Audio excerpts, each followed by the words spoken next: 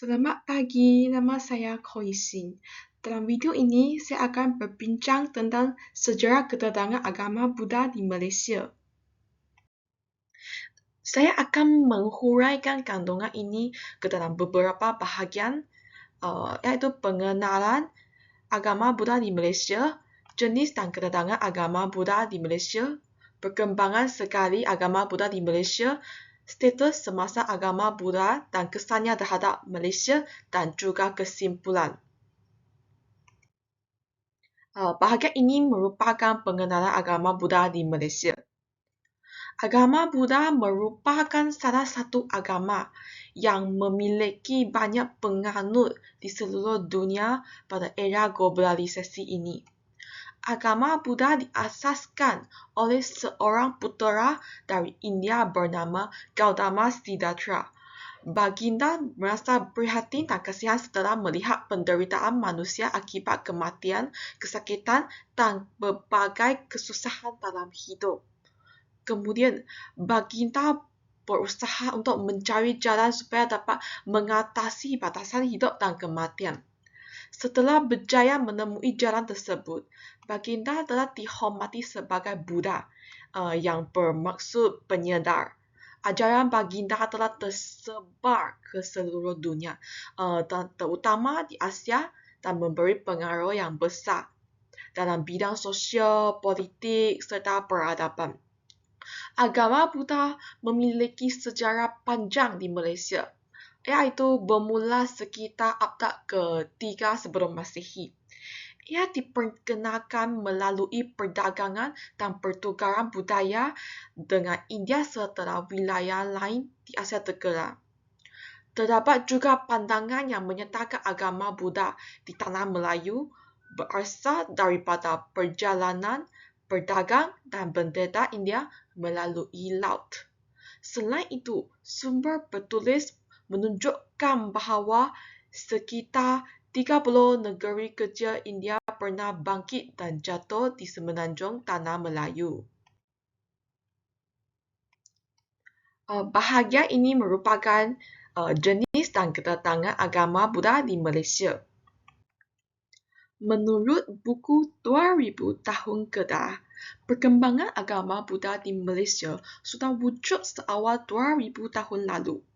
Agama Buddha awal di Kedah jelas merupakan aliran Mahayana yang diperkenalkan dari India dan Indonesia.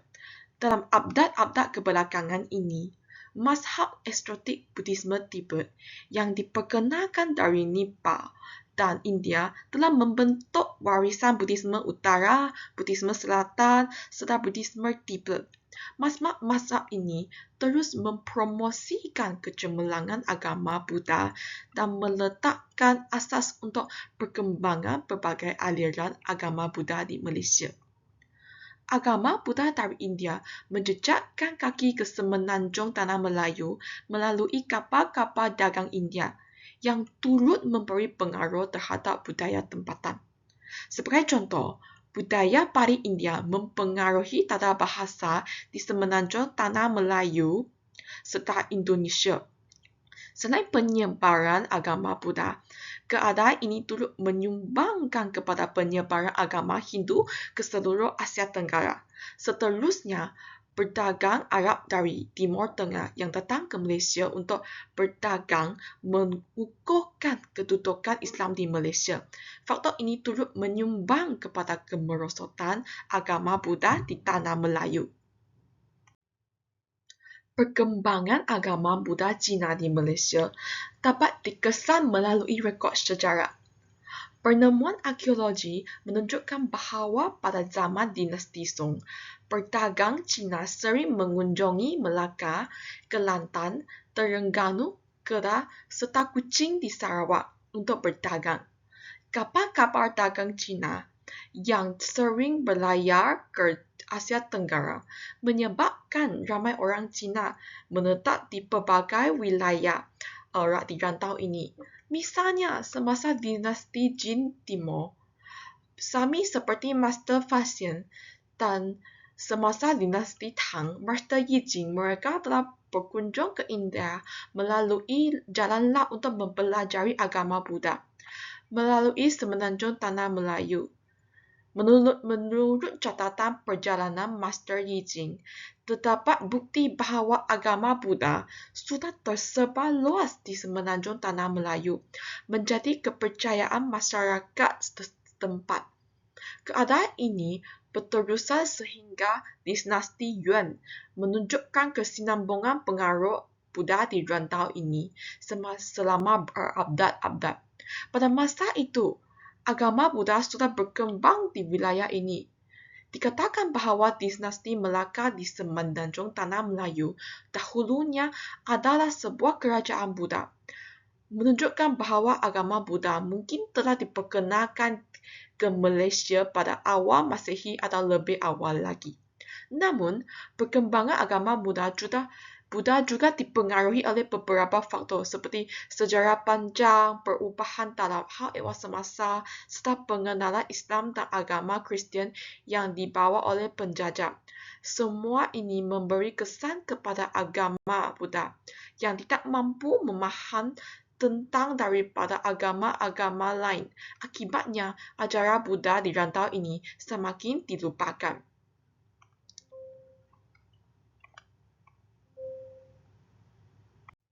Bahagian ini merupakan perkembangan sekali agama Buddhis di Malaysia. Selain Buddhisme Utara yang tersebar dari tanah besar Cina, Buddhisme Theravada dari Buddhis Selatan juga berkembang pesat di Malaysia pada masa kini. Guru Buddha Tancred dari Tibet yang berhijrah ke India menggunakan bahasa Inggeris untuk menyebarkan ajaran Buddha ke seluruh dunia, dan Malaysia menjadi salah satu tumpuan aktiviti dakwah mereka. Pada awalnya, kebanyakan penganut Buddha di Malaysia mengikuti Buddhisme Utara yang menggunakan bahasa Cina. Namun, kedatangan Buddhisme Theravada menarik minat masyarakat Cina yang fasih berbahasa Inggeris untuk memahami agama Buddha. Dalam 2 hingga 300 tahun berakhir, kedatangan imigran Cina sekali lagi membawa bersama adat dan kepercayaan dari Cina Selatan. Kemudian, Buddha Mahayana dari aliran utara diperkenalkan kembali melalui pendidikan budaya dan kepercayaan agama yang lebih rasional, yang menyebabkan kebangkitan semula agama Buddha di kalangan masyarakat Cina. Agama Buddha awal tersebar di pantai timur semenanjung, namun ajaran Buddha Theravada yang diperkenalkan dari Ceylon, kini Sri Lanka, juga mula disebarkan di bahagian tengah semenanjung tanah Melayu. Sekarang saya akan berbincang tentang status semasa agama Buddha di Malaysia. Walaupun Islam adalah agama rasmi di Malaysia, agama Buddha seperti agama lain menikmati kebebasan beragama yang dilindungi oleh perlembagaan.